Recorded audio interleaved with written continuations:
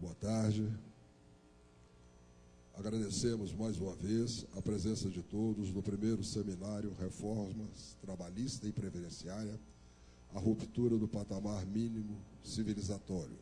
Daremos prosseguimento ao evento apresentando o terceiro painel de debates com o tema Trabalho escravo, conceito e ameaças.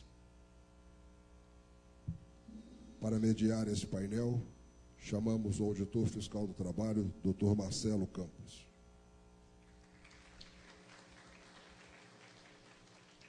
Para compor a mesa, os senhores Carlos Zadá, Frei Xavier Plassá, senhora Adriana Escordamalha, senhor Tiago Muniz Cavalcante, senhora Vera Lúcia Amorim Jatobá. Voltamos a avisar que, como nos demais painéis, aqueles que desejarem fazer perguntas devem fazê-lo por escrito, sinalizando para que a recepcionista apanhe a pergunta e encaminhe a quem for dirigida na mesa. Começando essa segunda parte do dia de hoje, ouviremos a palestra do juiz federal Dr. Carlos Zadá, pós-doutor pela Universidade de Michigan, juiz federal e professor adjunto e diretor da Clínica de Trabalho Escravo e Tráfico de Pessoas da Universidade Federal de Minas Gerais. Com a palavra, Dr. Carlos.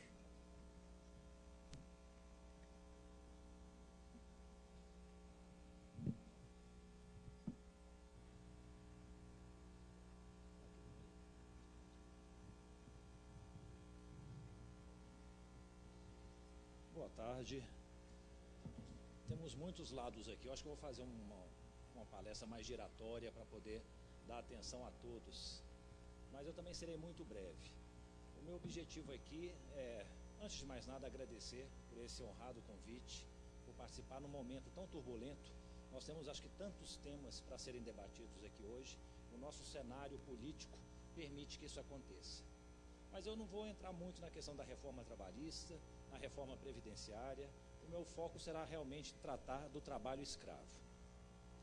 E o tema, o título escolhido, foi o trabalho escravo com seu conceito e as ameaças. Acho que o conceito de trabalho escravo todos aqui já sabem. Seria meio que chover no molhado falar o que é trabalho escravo. Eu lembro que desde o Código Criminal do Império, em 1830, já tinha alguma regulamentação a respeito da questão da escravidão, né? Na verdade, o crime que existia era você reduzir alguém livre à condição de escravo, condição que essa era admitida na época. O Código Criminal de 1890 se silenciou a respeito. Não sei se foi porque depois da abolição ele preferiu se omitir. Mas em 1940 nós chegamos ao conceito de reduzir alguém à condição análoga de escravo. E mais nada. Uma descrição muito ampla, uma descrição muito breve, e que talvez por ser tão vaga, deixava a situação bastante em aberto. E talvez seja por isso que dificilmente a gente consegue verificar nos tribunais, na nossa jurisprudência, condenações, julgamentos relacionados a essa redução à condição análoga de escravo. Até que em 2003, sobretudo pela atuação do Grupo Especial de Fiscalização Móvel, da experiência que ele teve no resgate de milhares de trabalhadores no país, houve alteração do nosso Código Penal. Hoje é trabalho escravo, né? Reduzir alguém a essa condição, submetendo a trabalhos forçados, servidão por dívida, jornada exaustiva, condições degradantes, enfim, restringindo por vários meios a liberdade de locomoção da pessoa. Nós temos muitos críticos desse conceito. Projetos de lei no Congresso tentando alterar esse conceito, procurando reduzir jornada exaustiva, excluir condições degradantes desse conceito. E o que eu noto é que nós nos preocupamos muito com o conceito de trabalho escravo. Mas na esfera penal, a gente fala muito pouco sobre o processo criminal que pode levar alguém a expiar uma pena pelo trabalho escravo. Então a gente parece que está querendo construir um automóvel maravilhoso, um motor muito potente, com todos os acessórios, turbinado, mas que não tem uma via de trânsito. E essa via de trânsito é o nosso processo penal, que na minha crença, o nosso sistema de justiça criminal, parece que ele foi edificado para não funcionar. Esse parece ser o papel da justiça penal no Brasil, não funcionar. E se a gente for olhar os vários aspectos relacionados ao nosso sistema de justiça criminal, nós veremos por que realmente ele não funciona. Vou falar, acho que uns 5 itens, brevemente, para vocês fazerem um juízo crítico, se concordam ou não comigo. Primeiro elemento, desigualdade. O mercado vai criar desigualdade em qualquer lugar do mundo. O problema é quando o ordenamento jurídico incorpora essas desigualdades. E nós temos no nosso processo penal uma desigualdade simbólica. A gente vê isso nos foros privilegiados, suspensão de ação penal contra parlamentar, prisão especial para advogados, dia e hora certa para juiz e promotor prestar depoimento, isenção de júri para vereador, ou seja, castas com tratamentos diferenciados. Se acabar o foro privilegiado, vai mudar, melhorar a justiça penal brasileira? Acredito que não. Mas pelo menos esse efeito simbólico da justiça, em que uns são mais iguais do que outros, pelo menos ele seria eliminado. Além disso, nós temos uma desigualdade material. Se nós formos olhar o nosso censo penitenciário, 75% da população carcerária é de pessoas com ensino fundamental. Vocês vão encontrar 0,46% de presos com curso superior. Ou seja, prisão no Brasil é para réus do andar de baixo. Réus do andar de cima, à exceção do Sérgio Moro, normalmente eles não conhecem o nosso sistema de justiça criminal. E quando a gente fala de trabalho escravo, nós estamos falando de réus normalmente do andar de cima. São pessoas que conseguiram constituir um certo patrimônio, que têm um poder econômico, às vezes até um certo poder político, e, de certa maneira, vão ficar isentos da justiça criminal. Afora esse problema de desigualdade, nós temos uma outra situação que está relacionada à indisponibilidade da ação penal. No Brasil, ocorrido um crime, tem que virar um processo criminal. E o que acontece? O sistema não consegue lidar com tantos processos. Se uma pessoa comete um furto, é logo presa em flagrante, devolvido o bem, pouco importa. Ela vai ter que ser processada criminalmente. O Código de Processo Penal colombiano, por exemplo, no seu artigo 324, ele elenca 17 hipóteses de não oferecimento de uma denúncia criminal. É um crime contra o patrimônio, pena de até 6 anos, houve reparação do dano, pode deixar de oferecer uma denúncia. Nós não temos nada similar. E o que vai acontecer? O sistema vai receber uma demanda que ele não consegue suportar. Então, em meio a pequenas infrações, nós veremos gravíssimas violações de direito, que ficam tudo misturado num mar de muitos processos, e a gente não consegue detectar o que realmente merece uma atenção especial. Então, graves crimes que ficam depois prescritos, isso, gera certa impunidade, eles estão misturados lá em muitos furtos, pequenos tráficos, o pequeno traficante e tal, e o sistema não consegue lidar com isso. Afora isso, nós temos a questão da prescrição. Eu acho que não há nada tão ruim no direito penal quanto a regulamentação da prescrição do nosso Código. A prescrição é aquela punição pelo Estado ter ficado inerte. Ele demorou para processar, para punir, ele perde esse direito. A forma como a prescrição é regulamentada no Brasil é algo inacreditável. Eu me lembro quando eu estava lá em Michigan estudando, e eu estava com um projeto de pesquisa para estudar o plea bargaining, que é aquela questão do acordo que se faz entre promotor e a defesa para chegar a uma pena, sem precisar de um processo. E aí eu falei que eu estava pensando em instituir aqui no Brasil algo similar, e comecei a explicar aos pesquisadores que lá estavam, do mundo inteiro, como funcionava o nosso sistema de justiça. A coisa que eu mais ouvi lá foi uau. Eu contava uma coisa e eles, uau. Então eu chegava e falava, por exemplo, aqui ó, a prescrição no processo penal brasileiro, ela ocorre antes do processo, durante o processo, depois do processo. Uau!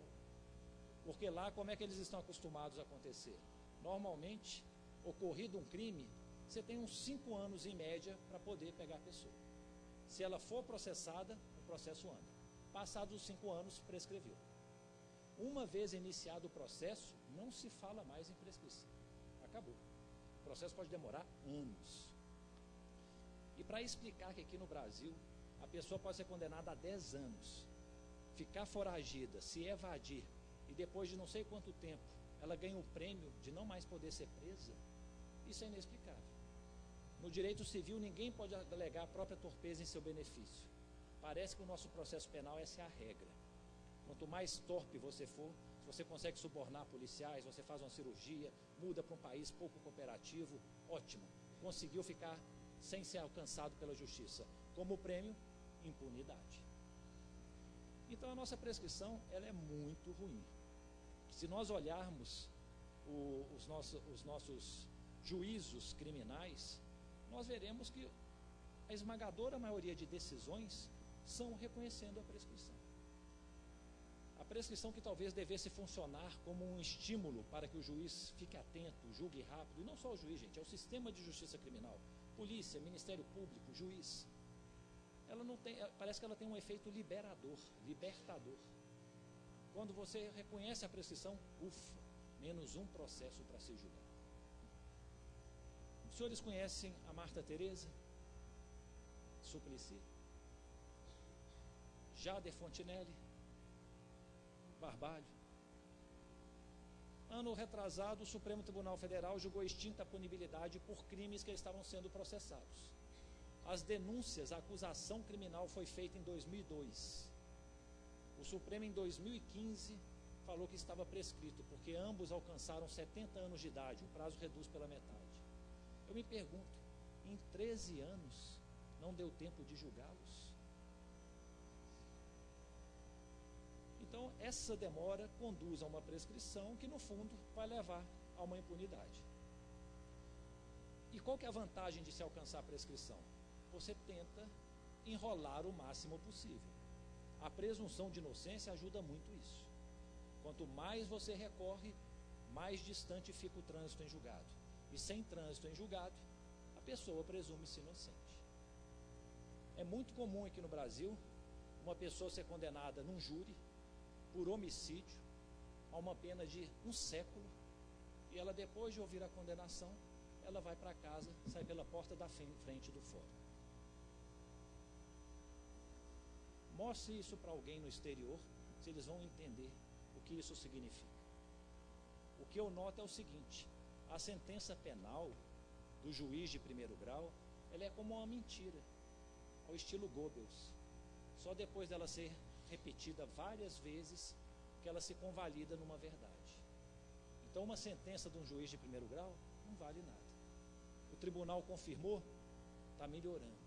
O STJ manteve, está quase se convolando. O Supremo deu a palavra final, tornou-se uma verdade. E isso pode demorar 10, 15, 20 anos de tramitação. Por fim, nós temos uma via recursal digna não sei, de que é digno, mas digno de estudos, porque assim, é incompreensível como se consegue estruturar isso.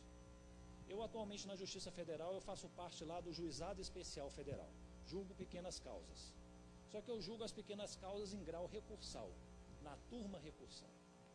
A estrutura é mais ou menos assim: Juizado Especial, o juiz federal de primeiro grau faz a sentença, recorre para a turma recursal, pode recorrer para a turma regional de uniformização de jurisprudência, recorre para a turma nacional de uniformização de jurisprudência, apresenta um incidente de uniformização para o STJ, um recurso extraordinário para o Supremo Tribunal Federal.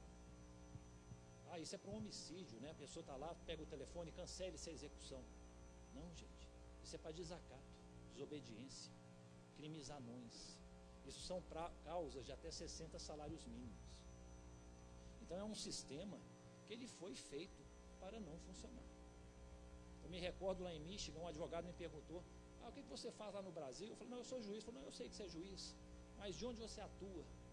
Aí eu fui explicar para ele que eu era juiz de apelação dos Small Claims Court, né, os pequenos juizados.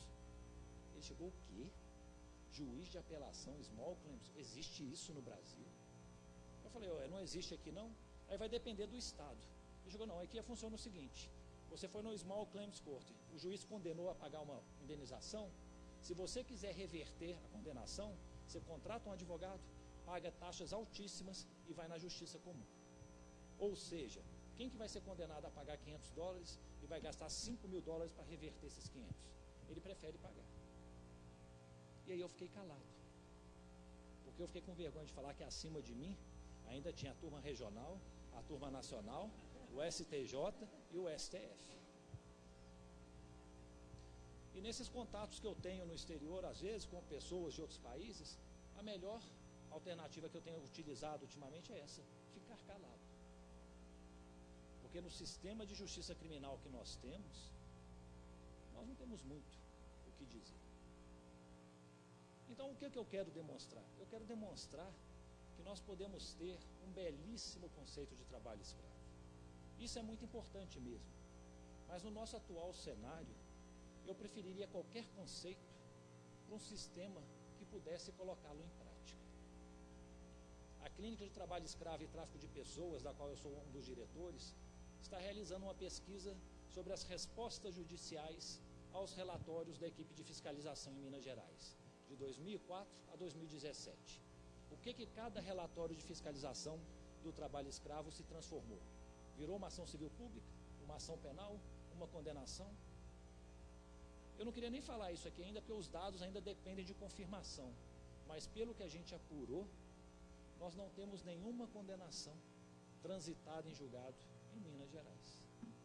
Ou seja, desde 2004, em centenas de fiscalizações realizadas, a Justiça Criminal Federal não considerou de maneira definitiva que houvesse a prática de um crime.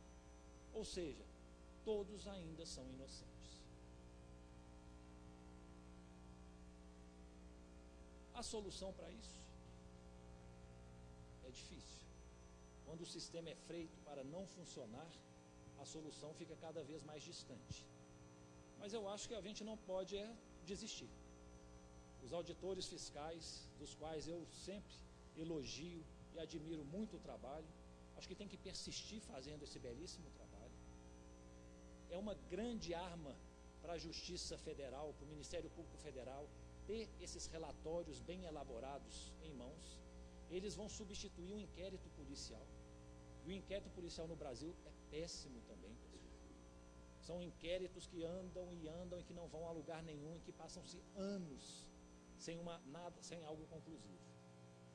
Então, o relatório de fiscalização ele tem desempenhado esse papel muito importante.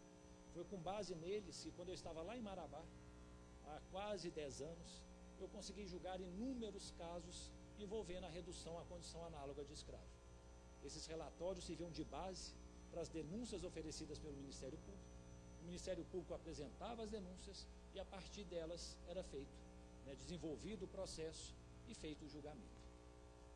Então, acho que o que eu posso pedir é isso: não desistam, permaneçam nesse trabalho que é extremamente elogiável, e do meu lado aqui, na Justiça Federal, vou tentar dar meus pulos para ver se melhora mais um pouco.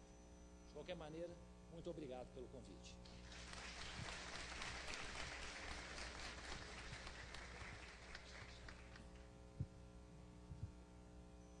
Agradecemos a participação do Dr. Carlos Haddad.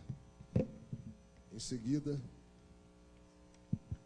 passamos a palavra para a Procuradora do Ministério Público Federal, doutora Adriana Scordamalha, Procuradora Regional da República, lotada na 3ª Região, atual coordenadora do Grupo de Apoio ao Combate à Escravidão Contemporânea, mestre em Direitos Humanos pela Universidade Pablo de Olavi, corregedora auxiliar do Conselho Nacional do Ministério Público, coordenadora substituta da área criminal da Procuradoria Regional da República da Terceira Região.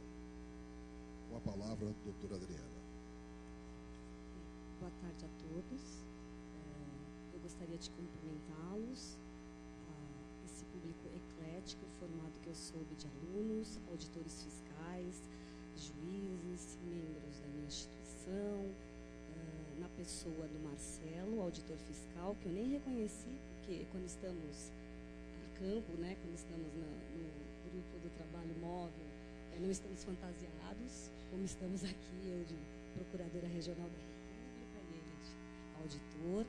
E vou dizer aos senhores que, diferentemente do Dr. Carlos, eu não vou me aventurar a ir ao centro do evento, primeiro porque eu tenho medo de cair, porque eu estou de salto, né? E segundo também que eu tenho alguns apontamentos, a idade, já são 20 anos de Ministério Público, a idade certamente pode fazer com que minha memória falhe. Então, eu vou falar sentada, mas os senhores podem me interromper se eventualmente tiverem alguma dúvida a respeito. O que faço no Ministério Público? Eu estou na segunda instância, diferentemente do Dr. Carlos, eu sou Procuradora Regional da República, eu trabalho na segunda instância, dando pareceres e participando das sessões do Tribunal Regional Federal. Afora isso, também estou procuradora, estou também coordenadora do grupo de apoio ao combate à escravidão contemporânea, que se chama HSEC. Esse grupo ele é formado por 29 procuradores da República e procuradores regionais da República, que atuam em duas frentes. Uma relacionada a acompanhamento dos projetos de lei, os nossos maravilhosos 3 projetos de leis referentes ao tema trabalhista, e o outro que, alguns, né, que podem ser os mesmos, que acompanham o trabalho do grupo móvel que o MTE organiza.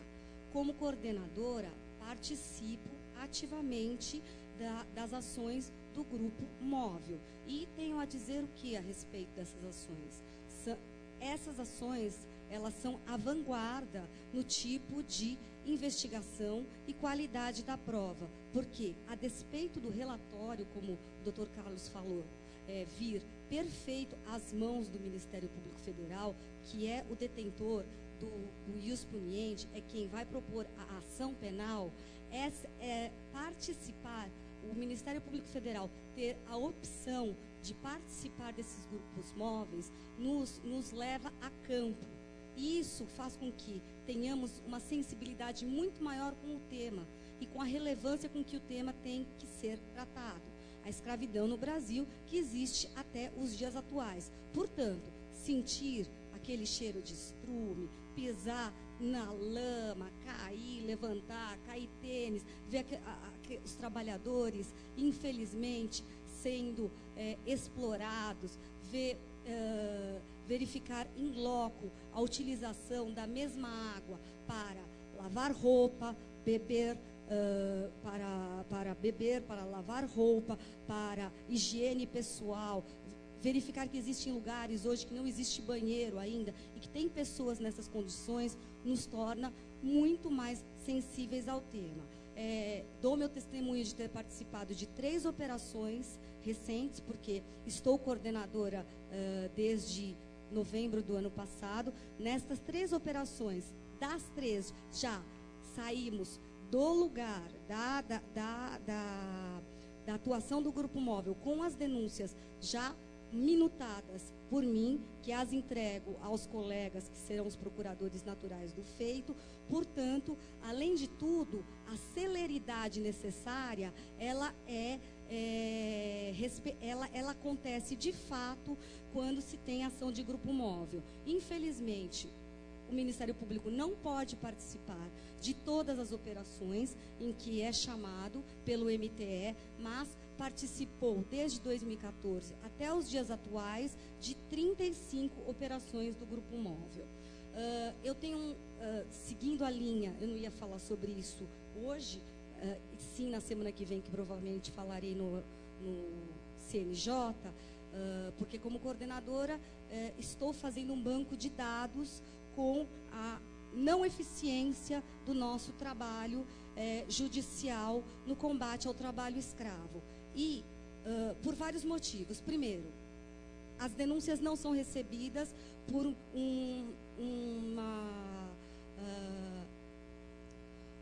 uma necessidade que, a meu ver, é desnecessária, que os juízes impõem, de se comprovar o dolo direto, a teoria do domínio do fato. Então, muitas vezes, as denúncias sequer são recebidas porque o trabalhador, óbvio que o empregador, às vezes não está na cena do crime e, portanto, não sendo ele o autor imediato da ação, as denúncias não são recebidas.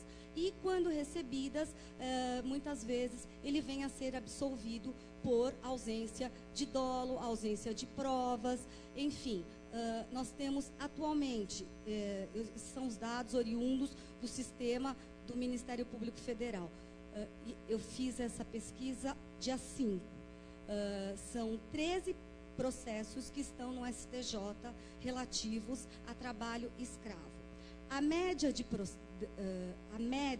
de tempo de duração de um processo desse, ou seja, desde o oferecimento da denúncia até estar no STJ, são 8 anos. 8 anos. A primeira pesquisa que eu tinha feito foi em abril desse ano, e agora fiz antes de ontem. Continuam sendo 13 processos, só que, infelizmente, como o doutor falou, 4 mudaram. E por quê? Subiram 4 e os outros 4 foram extintos em razão da prescrição, que é um outro motivo que faz com que os escravagistas não sejam condenados. E então nós temos que melhorar muito a nossa colheita de prova, a celeridade, a persecução penal e o convencimento dos magistrados para que hajam mais condenações no que diz respeito a trabalho escravo. Fechando esse parênteses, eu não posso deixar de aqui tecer alguns comentários sobre o projeto de lei. O 38 eu não vou falar, não me arrisco a falar, porque não sei absolutamente nada de direito do trabalho, então não me arrisco a falar. Vou falar um pouquinho do que eu sei, que é direito penal, sobre o projeto de lei 432, sim, eu vou falar. O que eu não vou falar é o 38, e vou falar sobre o 6442/2016. O 432 de 2013, o que ele prevê? Uma modificação, a despeito de ser um projeto de lei de natureza civil, que visa regulamentar o confisco de terras que são usadas para trabalho escravo, ele impõe uma modificação no conceito penal das elementares do trabalho escravo, que hoje são 4, como bem falou o professor: trabalho forçado, servidão por dívidas, jornada exaustiva e condições degradantes. Nesse projeto de lei, o que hoje é escravidão contemporânea, que é a jornada exaustiva e condições degradantes, esse projeto de lei de natureza civil suprime essas duas hipóteses, ou seja, só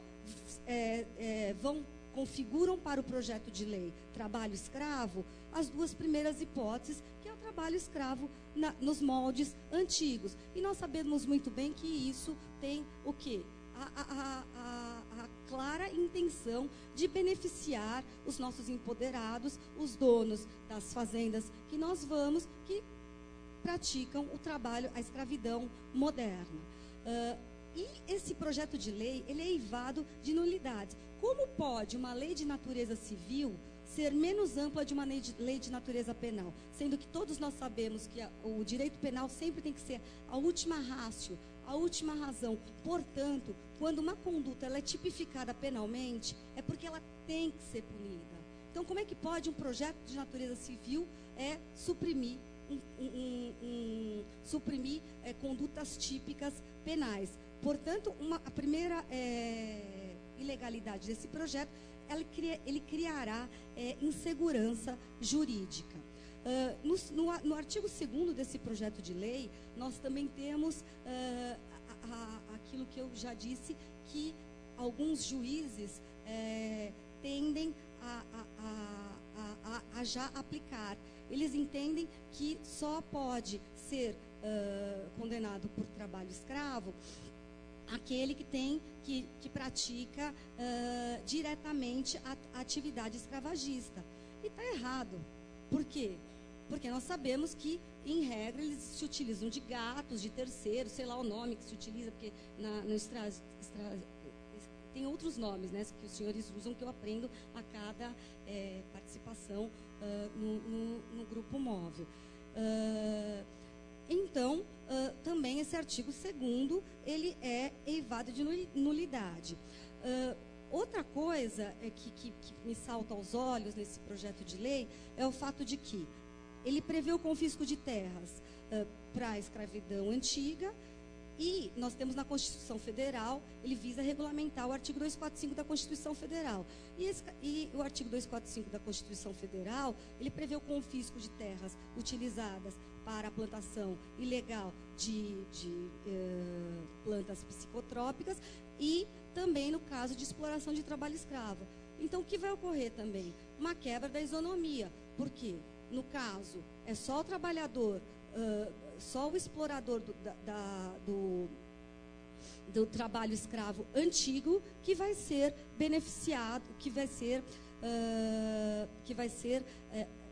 ter confiscado suas terras, enquanto que os traficantes não tiveram qualquer modificação na sua legislação. Então, fere também a isonomia, esse projeto de lei. Que mais que tem desse projeto de lei que eu tenho para dizer? Ele é um enorme retrocesso, né? Porque ele vai na contramão dos avanços que nós tínhamos conquistado com a nova redação de 2003, do artigo 149, que inclusive ele contempla as hipóteses de trabalho escravo previstas nas convenções da OIT, e que mais fere o princípio da isonomia. E, portanto, este projeto de lei, atualmente, ele se encontra na Comissão de Assuntos Econômicos, e espero que algo seja feito para que ele não passe, esse projeto de lei da Câmara não passe, não seja aprovado pelo nosso Congresso Nacional. Vou falar rapidamente agora sobre o projeto de lei 6442/2016, que, no meu sentir, ele já, na sua essência, ele prevê várias hipóteses de trabalho escravo, quer seja na modalidade de trabalho forçado, na modalidade de condições degradantes, em qualquer uma das suas 4 modalidades. Ao prever que o pagamento, a remuneração do empregador poderá ser feita de outra forma que não seja salário, aí nós já estamos vendo, talvez, sim, estou raciocinando agora, servidão por dívida, trabalho escravo, sim, pode incluir em várias hipóteses do artigo 149. Ele prevê também um aumento da jornada de trabalho em 4 horas, ou seja, o trabalhador do campo, o trabalhador rural, ele já tem uma jornada diferenciada e, desconsiderando a Constituição Federal, as normas, as convenções da OIT, os artigos da CLT, ele prevê um aumento de 4 horas na jornada de trabalho. Eu estou aqui vendo, sem ler, então, só relembrando alguns pontos que me chamaram muito a atenção. Ele prevê que não há necessidade de descanso nos finais de semana. Ele prevê que ele extingue a obrigação de distanciamento de 30 metros, que nós que participamos muito das fiscalizações, vocês participam muito das fiscalizações, veem que essa necessidade prevista na IN 31, é isso? IN 31, NR 31, NR 31, ela já não é cumprida de praxe. Então, não ter esta obrigatoriedade, ou seja, não ter a obrigatoriedade das condições de saúde e segurança do trabalho sendo assegurada num diploma legal, faz com que os exploradores de trabalho escravo, eles continuem a prática ilícita com muito mais conforto. Com muito mais conforto. Existem outras pérolas nesse projeto de lei, como a possibilidade de se trabalhar 18 dias seguidos, sem qualquer descanso. A não inclusão do tempo do transporte, do trabalho. E nós que participamos, vemos que, imagina, nós vamos eu, Adriana, vou uma vez a cada 3 meses acompanhar um grupo do trabalho móvel, demoramos 2, 3 horas para se chegar no local na fazenda a ser fiscalizada. Eu acho que impossibilita que as fiscalizações sejam feitas pelos senhores, porque ao se exigir 2 visitas, né? Não só pelo custo, mas também por todo o aparato que se exige uma fiscalização para que ela preencha todos os requisitos necessários. Diminuição dos intervalos da interjornada em 30 minutos. E isso porque na CLT, no artigo 71, está previsto que no mínimo tem que ser de 1 hora, e existe até súmula do TST a esse respeito. Venda integral das férias. Existem, assim, muitas ilicitudes, ilegalidades que contrariam o próprio fundamento da Constituição Federal, que é a dignidade da pessoa, e o fundamento previsto no artigo 1º da Constituição Federal, que é a dignidade da pessoa humana e o valor social do trabalho. Enfim, assim, são 2 projetos de lei que, a meu ver, e no ver do Ministério Público Federal, eles vão na contramão do progresso adquirido até aqui, mesmo com todas as dificuldades que temos quando estamos na frente de um processo, vendo que absolvições ou extinções da punibilidade, e eu já estou terminando, viu? E que, portanto, se eu puder, promessa eu já fiz, mas, sei lá, que esses projetos não sejam aprovados, seria uma medida minimizadora das já dificuldades que temos. E como meu voo atrasou, né, minha filha está prestando vestibular.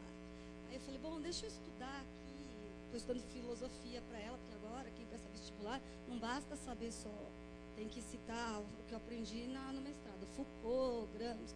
Então, estava eu lá lendo, e ela tem que fazer o texto de democracia, né? E aqui na parte Pondé, que eu não sei se fala Pondé ou Pondé, professora.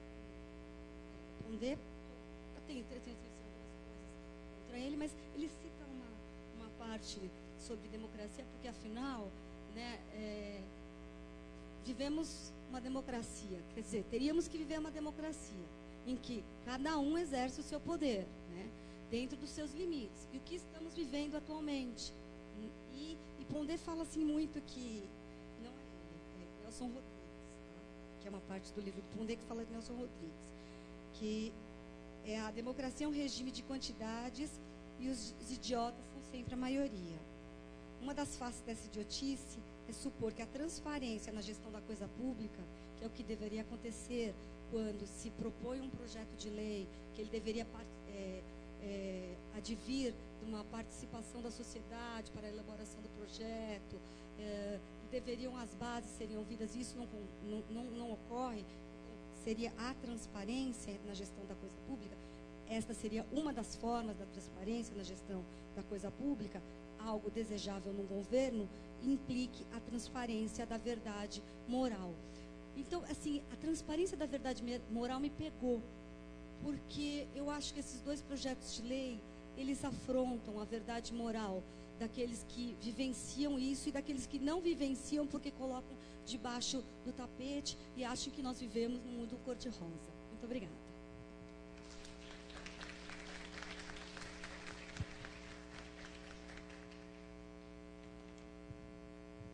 Nosso muito obrigado pela fala da doutora Adriana. E prosseguindo, ouviremos a palestra do Procurador do Trabalho, doutor Tiago Muniz Cavalcante. Ele é coordenador nacional de erradicação do trabalho escravo do Ministério Público do Trabalho, doutorando em Direito do Trabalho e Teoria Social Crítica, mestre em Direito do Trabalho, especialista em Direito e Processo do Trabalho, professor da Escola Superior do Ministério Público da União. Com a palavra, doutor Tiago Muniz Cavalcante. Bom, senhoras e senhores, muito boa tarde a todos. Antes de mais nada, queria agradecer o convite que me foi feito para participar. Fico muito honrado, é uma grande satisfação estar aqui com os senhores para conversar sobre esse tema importante que é o combate ao trabalho escravo. Queria também parabenizar a organização e a própria realização do evento. É sempre importante a gente conversar sobre esses temas que são tão caros atualmente. Eu preparei uns slides, deixa eu ver se está passando. Para tentar tornar um pouco mais didático essa minha exposição. Bom, para falar sobre o trabalho escravo, conceito e ameaças, necessariamente eu preciso contextualizar.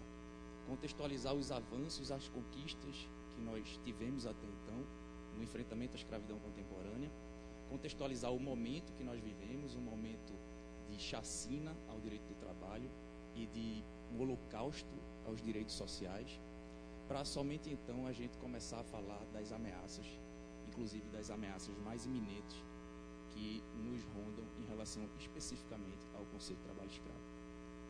Bom, a abolição formal da escravatura em nosso país, como vocês sabem, ocorreu em 1888. Mas o processo abolicionista pré-republicano, ele não foi pautado por causas humanitárias. As causas humanitárias estavam em segundo plano e assim permaneceram. Quando a princesa Isabel assinou a Lei Áurea, ela esqueceu de assinar a carteira de trabalho dos ex-escravos. As condições econômicas, sociais, o cenário social permaneceu inalterado após a abolição formal da escravatura. O coronelismo, a concentração de renda, o vazio protecionista e, sobretudo, a concentração de terras. Tudo isso fez com que a escravidão se perpetuasse em nosso país. Na verdade, o processo abolicionista pré-republicano, ele tinha causas muito mais econômicas do que propriamente humanitárias. A gente sabe que foram interesses econômicos britânicos para aumentar o custo da mão de obra local e assim viabilizar proporcionar às suas colônias uma concorrência uma concorrência com a produção local aqui da cana-de-açúcar, sobretudo, e também fazer com que houvesse uma mão de obra assalariada por aqui para que consumisse os seus produtos recém-industrializados. Então, essas causas econômicas que pautaram o nosso processo abolicionista pré-republicano, elas se encontram até os dias atuais. Todos esses fatores que proporcionaram uma perpetuação da escravidão, eles permanecem até os dias atuais.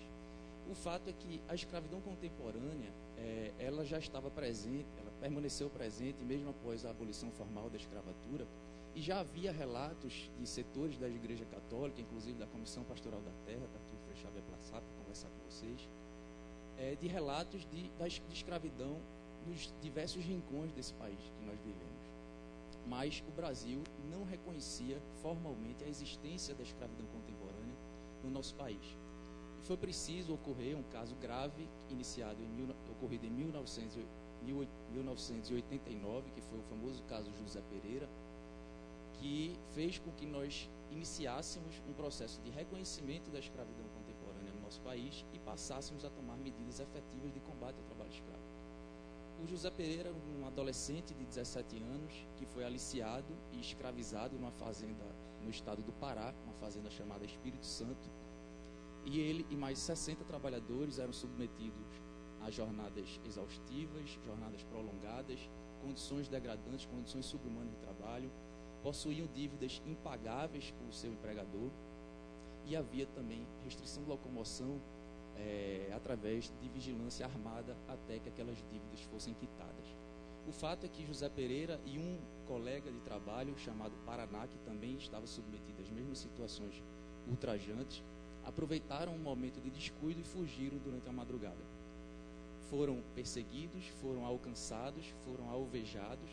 Paraná morreu na hora e José Pereira levou um tiro no olho e um tiro na mão, se fingiu de morto, pediu socorro à fazenda vizinha, que levou o caso à Comissão Pastoral da Terra, que abrigou José Pereira. O fato é que o José Pereira, ele não teve uma compensação, inclusive pecuniária, e os algozes, aqueles que dispararam, os mandantes, inclusive, do crime, não foram condenados. Então, por essa inércia do aparato estatal para a recomposição dos ilícitos e para a responsabilização daqueles que foram os algozes de José Pereira, a Comissão Pastoral da Terra levou o caso a uma organização não governamental de âmbito internacional, chamada CEGIL, que levou o caso para a Comissão Interamericana de Direitos Humanos. Então, o Brasil foi formalmente denunciado, a denúncia foi recebida na Comissão Interamericana de Direitos Humanos no ano de 1994. E só em 2003 o país assinou um acordo de solução amistosa, onde ele reconhecia o seu erro, reconhecia a existência da escravidão contemporânea e se comprometia a tomar medidas em face da escravidão contemporânea. O fato é que, apesar de ter assinado esse acordo de solução amistosa no ano de 2003, logo após o recebimento da denúncia, em 1994, o Brasil reconheceu a existência da escravidão contemporânea e passou, de fato, a tomar medidas efetivas de combate ao trabalho escravo. Eu vou passar rapidamente aqui por algumas políticas públicas que foram implementadas pelo Estado brasileiro no sentido de erradicar o trabalho escravo contemporâneo. A primeira delas foi a criação do Grupo Especial de Fiscalização Móvel, que é um grupo interinstitucional do qual fazem parte a Auditoria do Trabalho, na verdade ele é gestacionado na Auditoria do Trabalho, fazem parte o Ministério Público do Trabalho, a Polícia Federal e a Polícia Rodoviária Federal, isso desde o início, desde o ano de 1995, e mais recentemente começaram a participar o Ministério Público Federal e a Defensoria Pública da União. Esse Grupo Especial de Fiscalização Móvel teve início em 1995, ele permanece até os dias atuais. Em 1998, houve uma alteração legislativa para o endurecimento de crimes conexos ao trabalho escravo. Por exemplo, o crime de aliciamento dentro do território nacional teve o seu tipo mais alargado, mais abrangente, e teve a sua pena majorada. Em 2002, houve uma alteração na lei do seguro-desemprego para viabilizar o pagamento de 3 parcelas do seguro-desemprego para aquele trabalhador que seja resgatado do trabalho escravo. Independentemente de carência, todo trabalhador que é resgatado de situação análoga de escravo recebe 3 parcelas de seguro-desemprego. Essa política pública, ela foi importantíssima no sentido de um enfrentamento no viés preventivo, ou seja, o enfrentamento à escravidão contemporânea, ele se faz principalmente pelo viés repressivo e pelo viés preventivo. Pelo viés repressivo, nós somos, inclusive, um exemplo em âmbito internacional por conta das nossas políticas repressivas ao trabalho escravo. E na repressão, invariavelmente, eu falo da repressão de natureza civil trabalhista, de natureza administrativa e de natureza também criminal. Mas o fato é que o grande gargalo do enfrentamento à escravidão contemporânea reside exatamente no viés preventivo. Tanto no aspecto da prevenção primária, ou seja, o crime ainda não ocorreu e nós precisamos implementar políticas públicas de acesso a direitos sociais sagrados, como moradia, alimentação, trabalho digno, educação, saúde, principalmente naquelas comunidades de origem das vítimas em potencial. E também sob o viés da prevenção secundária, ou seja, o crime já ocorreu e a gente precisa acolher essa vítima do trabalho escravo, qualificar essa vítima do trabalho escravo e reinserir essa vítima do trabalho escravo no mercado de trabalho digno. E o pagamento do seguro-desemprego é importantíssimo porque viabiliza, pelo menos, um suporte econômico tão logo o trabalhador é resgatado para que ele possa, de fato, ser qualificado para ser reinserido no mercado de trabalho digno. Em 2003, tivemos a criação da lista suja do trabalho escravo. Essa talvez seja uma das políticas públicas mais importantes do país, porque é um instrumento mais temido pelos empregadores do que propriamente as outras punições, porque está diretamente ligada à imagem, ao nome dos empregadores. Felizmente, a lista suja do trabalho escravo recentemente foi publicada novamente após um embate judicial. Também em 2003 tivemos a alteração do artigo 149 do Código Penal, e sobre esse assunto eu vou falar um pouco mais à frente com os senhores. Em 2005 tivemos o Pacto Nacional pela Erradicação do Trabalho Escravo, que consiste numa adesão espontânea de empresas para que provoque um isolamento comercial daqueles que exploram o trabalho escravo. Isso é muito importante no sentido de uma responsabilização já mais verticalizada, uma responsabilização em cadeia. Provocar o isolamento comercial faz com que aquelas empresas não mais mantenham relações comerciais com empregadores que exploram o trabalho escravo. Em 2013, no estado de São Paulo, foi publicada a Lei 14.946, que ela é muito importante também nesse viés da responsabilidade em cadeia. A lei, ela caça, pela lei, o empregador que for flagrado comercializando produtos em cuja origem teve a exploração do trabalho escravo, ele perde por 10 anos o ICMS. Então vejam que já há um direcionamento no sentido de que as empresas devem adotar políticas de compliance, ou seja, políticas voltadas para auditar a sua própria cadeia e restringir a comercialização de produtos onde tenha havido violação a direitos humanos. E mais recentemente, em 2014, tivemos a emenda constitucional número 81, que veio a prever exatamente a expropriação de terras dos empregadores escravagistas.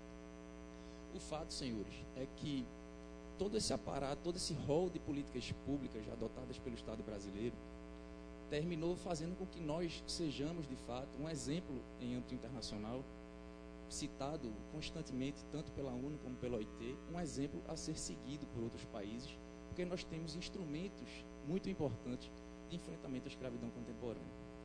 Ocorre que não é de agora, porém, sobretudo agora, tem sido intensificado um rol de medidas legislativas, tanto legislativa como do Poder Executivo e, sobretudo, do Poder Judiciário também, em face desse combate, do enfrentamento à escravidão contemporânea. Eu cito aqui, a título de exemplo, o sucateamento da Auditoria Fiscal do Trabalho. A Auditoria Fiscal do Trabalho hoje tem um número reduzido, tem metade do número de auditores fiscais que havia no início da década de 2000, e, a contrário senso, nós temos o dobro da população economicamente ativa. Nós temos um sucateamento estrutural e humano do Ministério do Trabalho, da Auditoria do Trabalho. Nós temos um número reduzido de equipes voltadas especificamente para deflagrar operações de trabalho escravo. Nós chegamos a ter 10 equipes em meados da década de 2000 e atualmente só contamos com 4 equipes. E tudo isso vem junto com uma emenda constitucional que limita gastos públicos e investimento público, e isso vai agravar sensivelmente as condições do aparato estatal, vai atrofiar o Estado e, com isso, vai fazer com que o enfrentamento à escravidão contemporânea, tanto pelo viés repressivo como preventivo, sofra um forte, enfim, seja atingido diretamente. E tudo isso, senhores, vem junto com reformas. Quando a gente fala de reformas, a gente precisa falar no plural. Quando a gente fala de reforma trabalhista, não está em curso no nosso país uma reforma trabalhista. Estão em curso várias reformas trabalhistas promovidas pelo Legislativo, pelo Executivo e pelo Poder Judiciário. O Supremo Tribunal Federal vem promovendo reformas trabalhistas recentemente e constantemente, flexibilizando o direito do trabalho. Vem aí terceirização, que, como falaram ontem aqui de uma forma muito própria, muito apropriada, é o câncer do direito do trabalho. A cada 10 trabalhadores resgatados em situação de escravidão, 9 são terceirizados. Os terceirizados, eles são vítimas frequentes de acidentes de trabalho com vítima fatal, de acidentes de trabalho graves, mutilações, eletrocuções, queimaduras. São alvos frequentes de discriminação. Terceirização que vem junto com reforma da Previdência, vão transformar a Previdência, na verdade, num imposto sobre a vida. O trabalhador vai pagar enquanto ele respira, a partir do momento que ele parar de respirar é que ele paga de pagar. E isso vem junto com a reforma trabalhista, que é um verdadeiro desmonte absoluto em todo o aparato normativo coercitivo do direito do trabalho. E vem também com talvez o pior dos piores, se é possível ter um pior nesse pacote de maldades, que é o PL 6442, que visa a regulamentar o trabalho rural. Senhores, o PL 6442, além do que a doutora Adriana já adiantou, que ele possibilita o pagamento em outras formas que não seja dinheiro, então vai permitir o pagamento, por exemplo, em bens, vai permitir o pagamento em concessão de pedaços de terra, então vai se legitimar uma escravidão contemporânea, na verdade um feudalismo contemporâneo pela lei. Esse projeto afasta a aplicabilidade da NR 31, que é a NR que dispõe sobre saúde e segurança no campo. Então, questões atinentes à utilização de agrotóxicos, à utilização de equipamentos de proteção individual, serão revogados. O projeto prevê apenas disposições esparsas e bastante genéricas relacionadas à saúde e segurança do trabalhador no campo. E, além disso, não mais grave, porém igualmente grave, o projeto flexibiliza a jornada a níveis extremos. Imaginemos, senhores, um trabalhador que demora 2 horas para sair de casa e chegar no trabalho, o que não é incomum no campo, é até comum. O trabalhador, inclusive, submetido a transportes inadequados. O trabalhador que vai perder o tempo de deslocamento como o tempo de hora de trabalho. E isso vai fazer com que o empregador não mais se preocupe em reduzir esse tempo de deslocamento do trabalhador.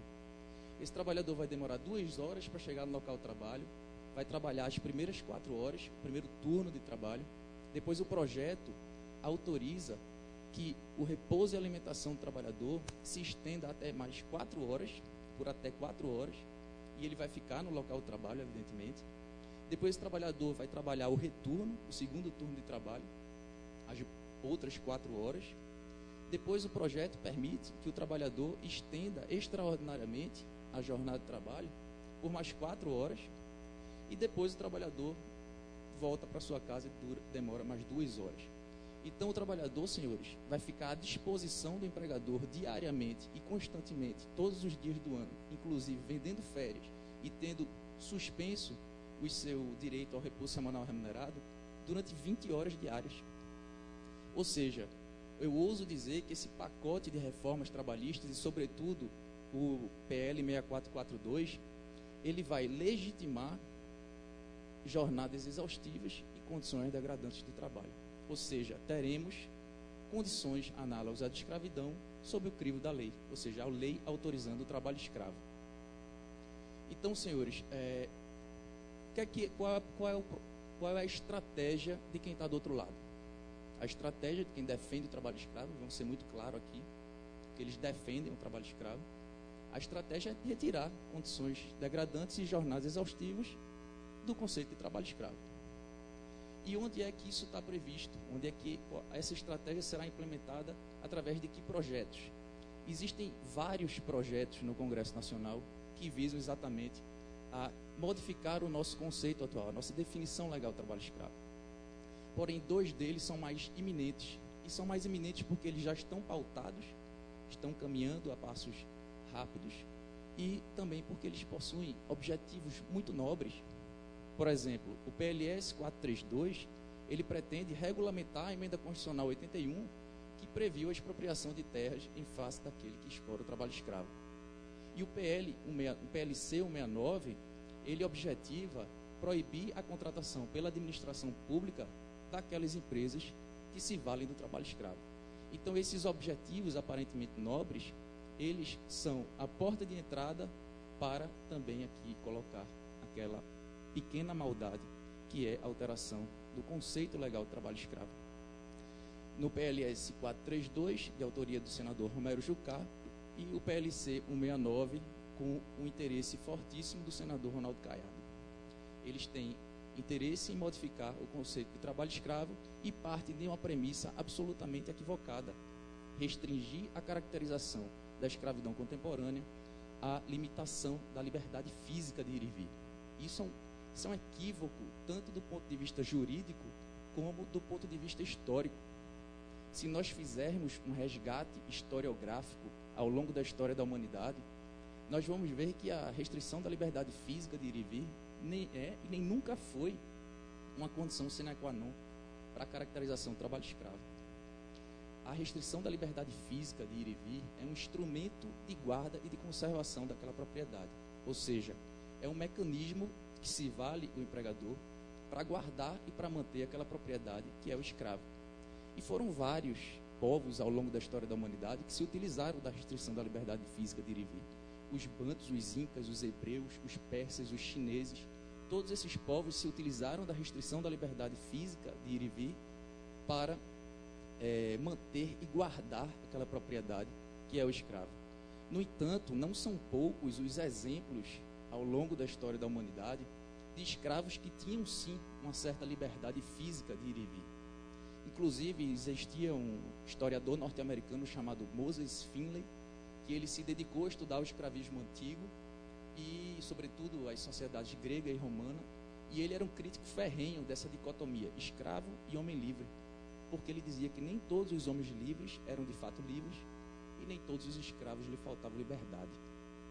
Na verdade, existia uma série de camadas sociais que se punham entre a escravidão e a dita liberdade, que variava de acordo com responsabilidades, direitos, deveres, prerrogativas, funções exercidas naquela sociedade.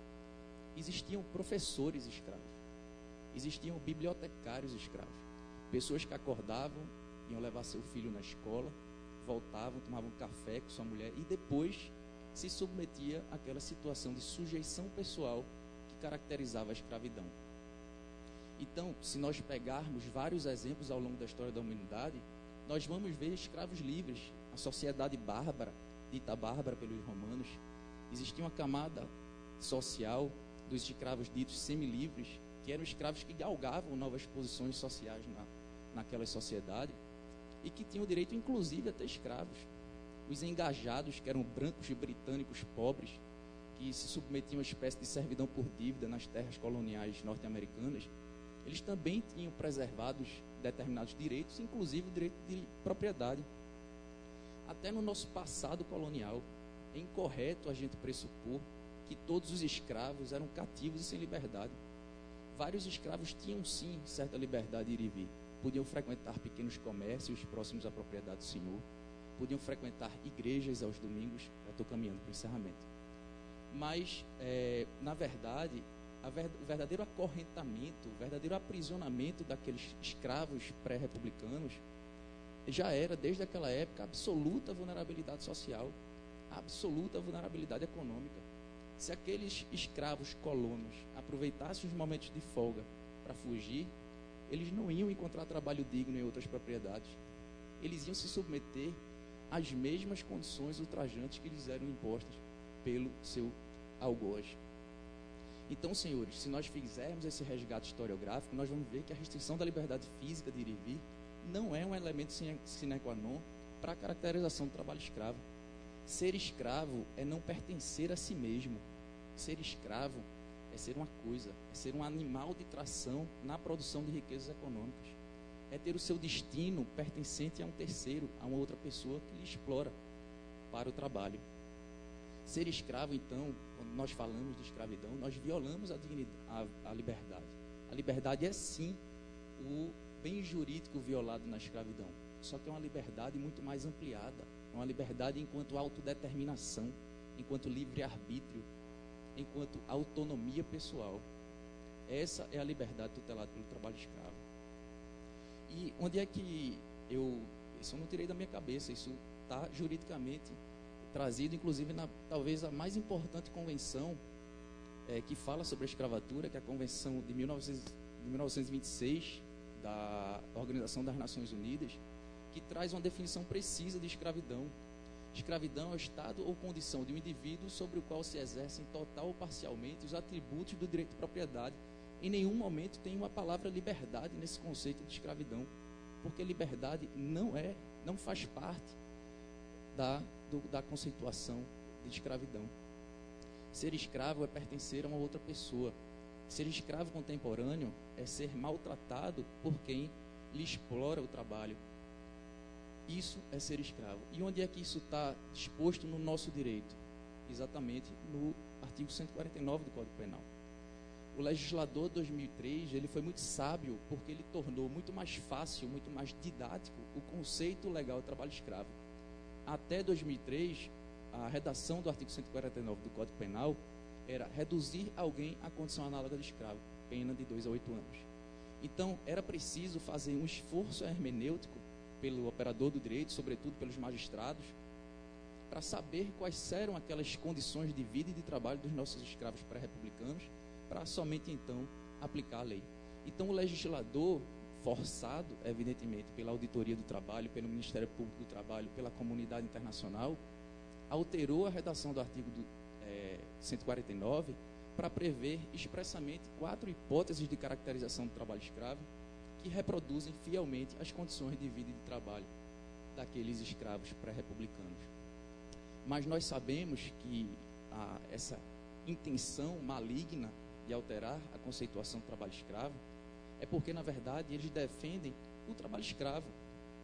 Mas nós não vamos deixar isso ocorrer. Nós, comunidade jurídica como um todo, procuradores, promotores, auditores fiscais do trabalho, sindicalistas, trabalhadores, estudantes, nós vamos resistir e nós vamos lutar com todas as nossas forças e com todas as nossas armas. Muito obrigado.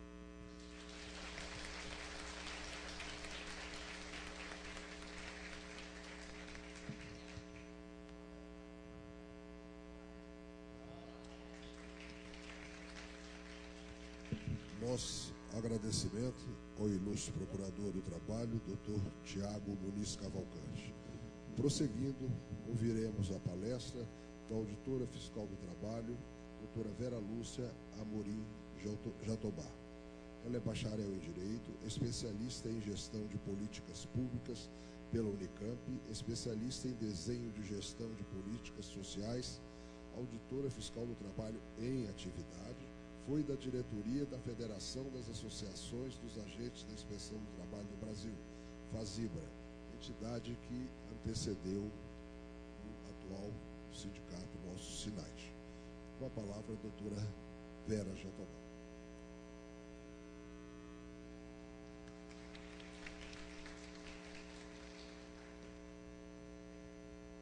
Boa tarde, gente. Eu preferi falar aqui, embora tenha que também ter ajuda a memória aqui, porque, na verdade, eu modifiquei toda a minha fala. Desde ontem até hoje, quando vi tantas pessoas falando de forma tão precisa, de forma tão inteligente, tão conhecedora de matérias de direito, eu resolvi falar um pouquinho da experiência que tenho, que não é pouca. Eu comecei tudo muito cedo. Eu vou falar de coisas aqui que vocês vão começar a pensar a minha idade. Mas eu quero dizer que eu comecei muito cedo. E não poderia, estando aqui e ouvindo o que eu ouvi ontem sobre Dom Helder Câmara, eu não poderia deixar de falar em Dom Helder Câmara. Eu acho que tem alguém aqui da universidade e deve ter estudantes. Eu quero dizer que eu tive a honra, que eu tive o prazer de, na minha adolescência, trabalhar junto com o Dom Helder Câmara. Trabalhar, que eu digo, porque cada dia que convivia com ele era um grande aprendizado. Desde ler a Bíblia Popular do Progresso, a trabalhar em áreas de desafio, como era chamado na época, que hoje tem o nome de favela, comunidade, etc. E Dom Helder Câmara fazia missas frequentemente no colégio que eu estudei. Então, eu acho que foi um privilégio, me emocionei quando cheguei aqui. Tudo que se fala aqui é a cara de Dom Helder. Ele é a expressão da liberdade. Ele foi uma pessoa que deram-lhe mordaça, mas ele nunca se intimidou. Se os jornais não publicavam o que ele dizia, as rádios, corredores dos colégios, das fábricas e da universidade transmitiam tudo. Nesse período ele recebeu o prêmio, ele deixou de receber o Prêmio Nobel da Paz, por forças políticas contrárias que não permitiram. Mas ele recebeu um prêmio, se eu não me engano, da Dinamarca. muitas pessoas mais velhas do que eu, naturalmente, em pleno AI-5, foram para a Bélgica e para a França pelo esforço pessoal do dom. Porque em Pernambuco, quando se falava em Dom Helder, não precisava dizer o nome todo, Dom Helder Câmara. Se você dissesse o dom, todo mundo sabia que era ele. Não existe dom pelo primeiro dom, era o dom, era Dom Helder. Então eu quero dizer que foi um prazer enorme e uma emoção ver que aqui a gente está tratando desse tema e que esse espaço leva o nome dele, liberdade. Dom Helder Câmara é esse sinônimo de liberdade. Então, a primeira coisa foi essa licença que eu pedi para falar sobre isso. Mas eu, inclusive, gostei muito, viu, Tiago, meu conterrâneo também, viu? Sotaque pernambucano aqui em dose dupla. Quando eu vi você, com a sua didática fabulosa, fazer todo aquele prosseguimento, aquela evolução histórica do enfrentamento à prática de trabalho escravo no Brasil, então você me deu uma deixa fabulosa. Não começou em 95. A gente deu uma pré-história. A história começou em 95, mas a pré-história começou em 94. Por que essa pré-história? Porque caiu em nossos braços aquelas denúncias de 89. Eu quero dizer que tinha caído o governo Collor e nós, eu e a Ruth, para quem eu quero mandar um abraço e prestar as minhas homenagens como uma grande batalhadora, nós ficamos perplexas para saber o que vamos fazer com essas denúncias da CPT. Então, mas a gente tem que fazer. A gente está aflita, estamos envergonhados, temos que fazer alguma coisa. O povo estava na rua, feliz por derrubar um governo como o de Collor. Então a gente agora tem que demonstrar realmente que a gente leva esse barco. Que conceito? Não se sabe. Que instrumento? Muito menos. Qual abordagem? Não sei. Tudo era não sei. Mas a gente disse, mas vamos tentar. Chamamos colegas de vários estados e conseguimos construir, veja bem, o que é que a gente vai fazer que não pode ter intervenção externa direta, que a gente pode resolver por conta própria. Porque às vezes a gente pensa assim, a coisa é tão grande que não me cabe, eu nada posso fazer, ou então é tão pequena que qualquer um faz, e às vezes fica abandonada. Então, é aquele momento que você tem que se reinventar, se redescobrir e tentar ir avante. E, além de tudo, tem que ter coragem. Então, nós fizemos uma instrução normativa com relação ao procedimento da auditoria. Na época, não era nem da auditoria fiscal, era dos agentes da fiscalização, para enfrentar trabalho escravo. Mas assim, mas não vamos botar o nome de trabalho escravo direto, isso aí vai dar problema. Então, o que a gente fez? Como era um fenômeno tipicamente rural, aí a gente disse, vamos dar, que é o procedimento da fiscalização rural. Então, se vocês forem ver esse documento do passado, a gente começa orientando fiscalização rural. Depois a gente coloca, terá prioridade se for constatado trabalho forçado. E terá mais prioridade se for de criança indígena. E assim a gente foi dando as prioridades em razão da fragilidade e da submissão que aquelas pessoas que eram reduzidas à condição de escravos, quanto mais dócil, quanto mais fragilizado, quanto mais distante da cobertura normativa e da proteção institucional, mais mereceria essa atenção. Então, nesse material, a gente indica como fazer o planejamento. A a gente já coloca ali que como caracterizar trabalho escravo. A gente levou tudo, fraude, aliciamento, tudo, e ousamos em colocar. Você viu fraude? Coloca, combina. Então foi um tal de CLT com Código Penal, com Constituição, e é a forma de enfrentar que a gente pedia naquele momento. Então, outra recomendação, a gente vinha de um momento em que era muito forte a questão da participação, a questão da articulação interinstitucional, e a gente não fez isso só, não. A gente convidou a CPT, convidamos a OAB, a CONTAG e outros. E elas viram, alguns disseram assim, isso é um Frankenstein. Então, a gente vai trabalhar com ele. Então, não sabia que era impossível. A gente foi lá e tentou, e acho que fez alguma coisa. Então, o que era que estava também nesse próprio instrumento?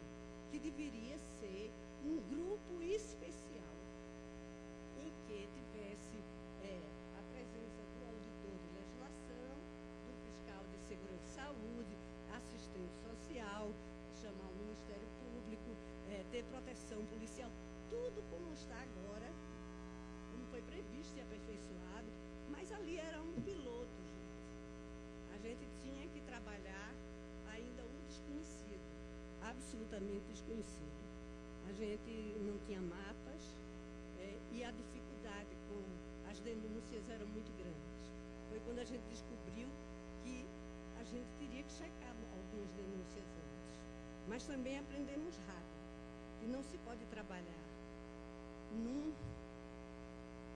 enfrentamento desse tipo sem se ter muito claro que a gente não está falando ali em custo-benefício. É muito caro uma ação fiscal. E naquele momento que estava tudo arrasado, não se tinha dinheiro, os ministérios todos sucateados, mas que a gente tinha consciência que tinha que ser custo-impacto. Se só um for libertado, está realizado. Sucesso total. Porque com liberdade não se negocia.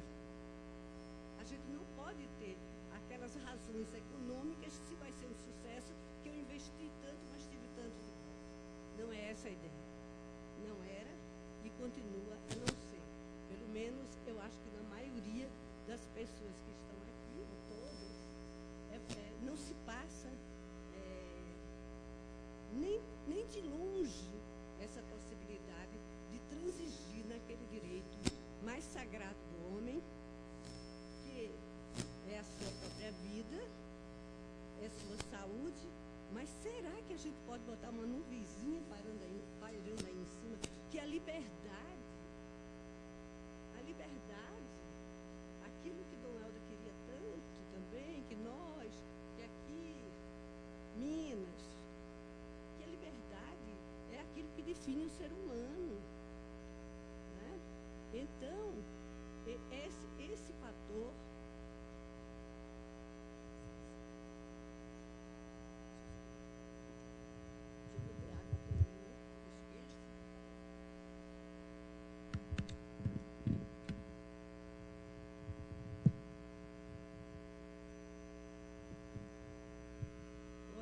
Tá bom? Eu quero até pedir desculpa, que tem horas que eu estou um pouquinho ofegante, mas eu vim de uma gripe muito forte e que a médica me deu a boa notícia na véspera de vir para cá que eu estou com bronquite.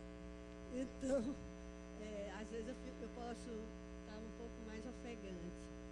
Então, eu quero dizer que essa pré-história, ela foi importante para poder a gente disseminar dentro do próprio Ministério do Trabalho essa ideia. Na época, os agentes da fiscalização, porque nossos colegas mesmo, muitos não acreditavam que existisse. As coisas não são tão simples. Foi preciso um trabalho de muito tempo. É tanto que, às vezes, a gente tinha problema até com as próprias, na época, delegacias do trabalho, porque o grupo especial tinha que entrar. E muitas vezes de surpresa, porque essas denúncias, elas não podem vazar em algumas ocasiões. Então, já, não vai ter nada falei da pré-história, é história. Todo mundo já falou de alguma forma. Eu só quero salientar uma coisa. A gente teve um progresso muito grande ao ser reconhecido em 1995, ser reconhecido formalmente, e aí sim a gente pôde formalizar os grupos especiais de fiscalização móvel. Isso foi um ganho, uma conquista muito grande, porque você daí, o que está no plano pode ter orçamento. O que está fora do plano, se o orçamento já é pouco, já fica difícil você manter. E também porque você garantia. Internacionalmente já se sabia. Então, no momento em que você espalha a notícia, você começa a ter controle dos outros também. É a questão de controlar a ação da sociedade nesse sentido, a ação do Estado nesse sentido. Então, isso foi um marco. O outro, tivemos diversos. 2002, seguro-desemprego. Gente, passamos anos. Seguro-desemprego é dentro da nossa própria instituição, Ministério do Trabalho. E foi tão difícil chegar lá, explicar o que era, a importância. Por quê? Porque estava dentro da caixa, não tinha. Mas foi outra conquista. Agora, em 2003, que conquista, hein? A reformulação do Código Penal. Uma grande conquista. E 2005, o pacto. Mas 2004 foi o ano em que afloraram todos os nossos sentimentos de classe, de categoria, e também nossos sentimentos humanos em ver que nessa luta toda, entre uma conquista e outra, a gente teve um fato que é realmente doloroso. É a nossa pior marca no sentido afetivo mesmo. Nós perdemos nossos colegas na ação fiscal aqui em Minas Gerais. Quer dizer, esse é um marco em que a gente tenta lembrar todos os anos. Passou a ser o Dia Mundial, né? Nacional contra o trabalho. Como é? Eu esqueci o nome. Nacional contra o trabalho escravo. Então, a gente todos os anos presta esse tributo.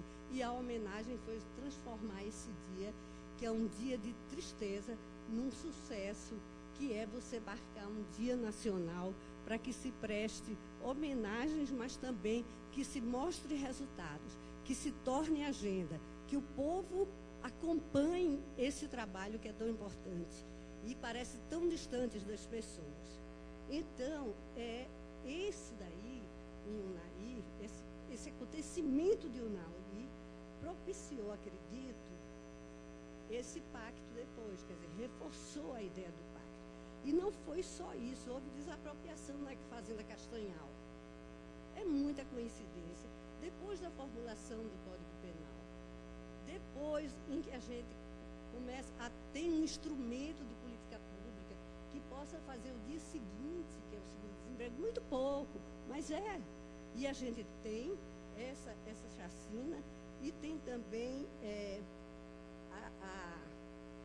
e que a desapropriação também deve ter propiciado em que as forças contrárias reagissem contra todo esse trabalho. Então, o pacto em 2005, já foi falado, a questão também... agora chegou. Agora estamos na área urbana. Agora vamos para o coração do Brasil. Isso não é mais remoto, é morte e vida severina mesmo. Saímos do sertão e chegamos no litoral. Essa imagem, essa metáfora é para dizer que como a gente, como o nosso empresariado, como a nossa sociedade é capaz de reproduzir coisas maléficas. É lógico que teve toda uma influência externa, que foi a questão dos imigrantes.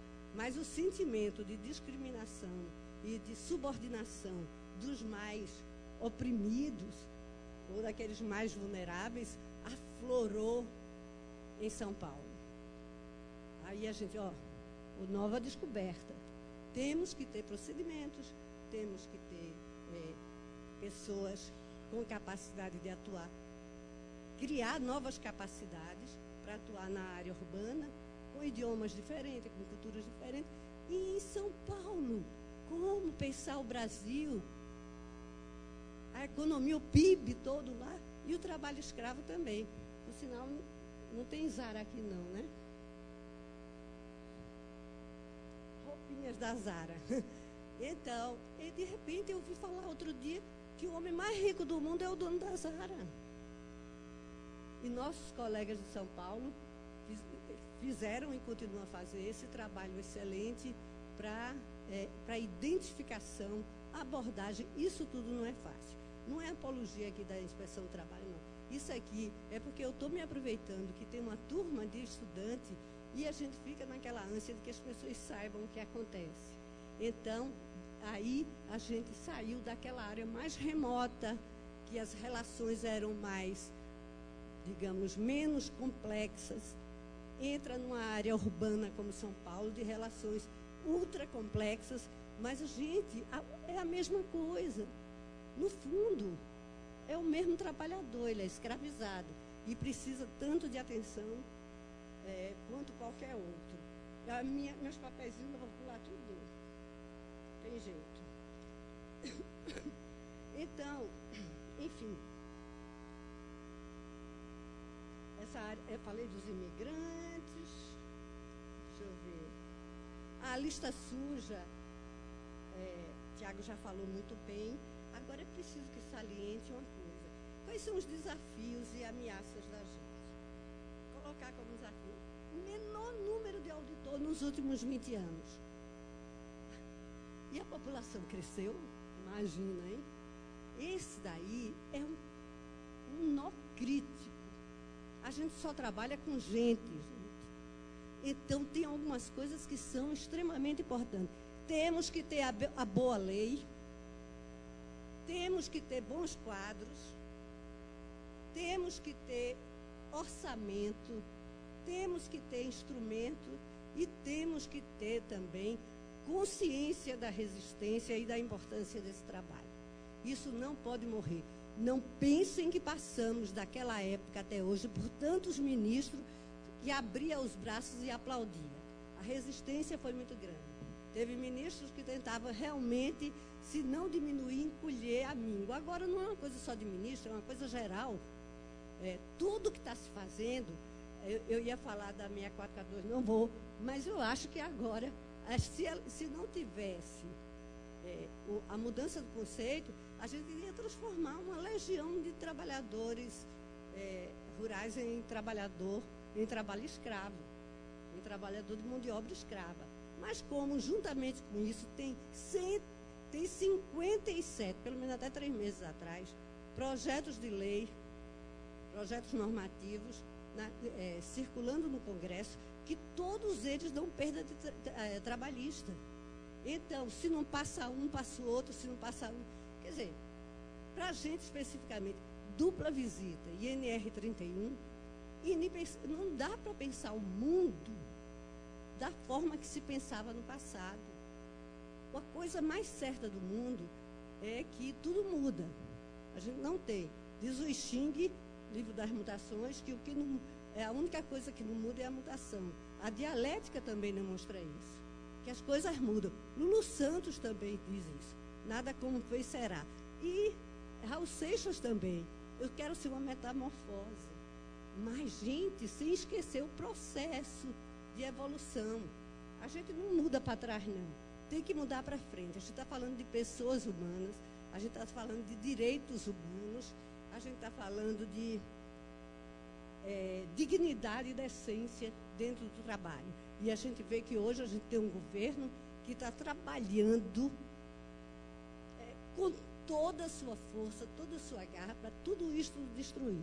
Os nossos direitos sociais, os nossos avanços a duras penas e nos transformar em verdadeiros zumbis, que é isso que os auditores serão se tudo isso passar. Não adianta. Se a gente não tiver esses elementos que possibilitem a gente trabalhar, A gente tem que ir para a rua fazer passeata, porque trabalhar mesmo a gente não pode. Então, a hora de ir para a rua e fazer passeata é agora. Por tudo isso e por ser contra tudo isso. Porque esse grande finale da 6442 não pode ir adiante. Porque falta debate público, a negociação o negociado sobre o legislado não pode. Eu não vou nem repetir tudo isso. Eu só quero dizer o seguinte, que não ao PL 6442, não à reforma trabalhista, não à reforma previdenciária, e a gente agora tem um novo gato, que é o gato que foi instituído, que agora ele é legal. Olha, meninas, o gato não é aquele rapaz bonito não, viu? Gato era o aliciador de mão de obra, que agora está legal. Ele vai, se tudo acontecer, ele vai ser legal, entendeu? Então, era por tudo isso que eu quero conclamar vocês que procurem estar atinada com essa questão de que a gente está falando aqui de uma forma pré-capitalista. Imagine, não é nem uma forma capitalista de relação de trabalho, é pré-capitalista. Então, para finalizar, eu quero dizer que o SINAIT, o Sindicato Nacional que representa aqui, ele tem feito o trabalho diuturno de acompanhar todas essas e combater ativamente essas reformas, seja dentro das audiências públicas no Congresso Nacional, seja nos estados. Há um ano que a gente acompanha o Paulo Paim em todas as audiências públicas nos estados. A gente participa com as notas públicas junto com o Ministério Público e com as notas técnicas e com a ANAMATRA, a NPT e todos eles, em busca de restabelecer a ordem e derrubar todos esses desafios. Essa é a missão também do sindicato. Não é uma missão só corporativa, é garantir as competências e lutar pelaquilo que nós preservamos, que é a dignidade dentro do trabalho e a condição do trabalhador ser livre, criativo e satisfazer sua família com aquilo que ele ganha. É sonho? É, mas sem ele a gente não sai do canto. Então, obrigada, desculpa, eu tenho muito mais para dizer. Eu naturalmente vou me arrepender de coisas que eu não disse. Acho que eu disse, obrigada.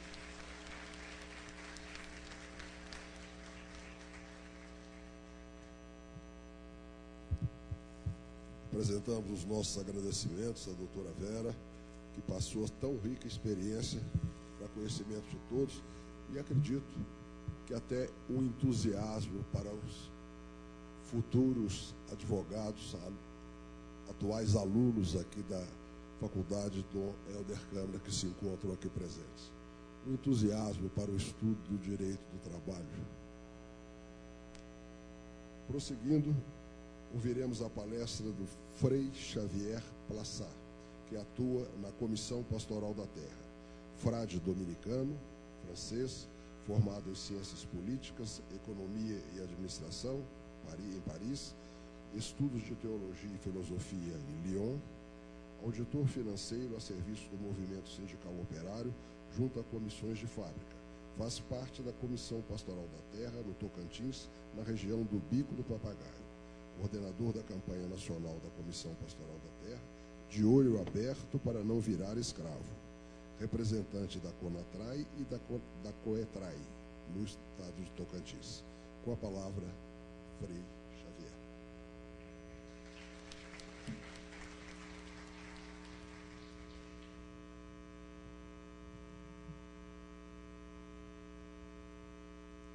Boa tarde.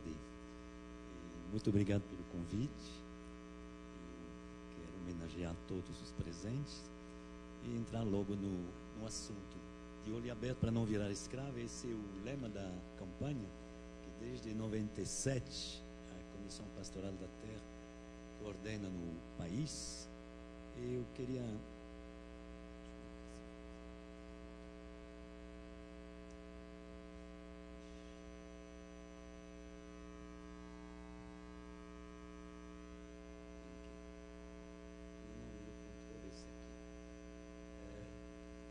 Eu queria primeiro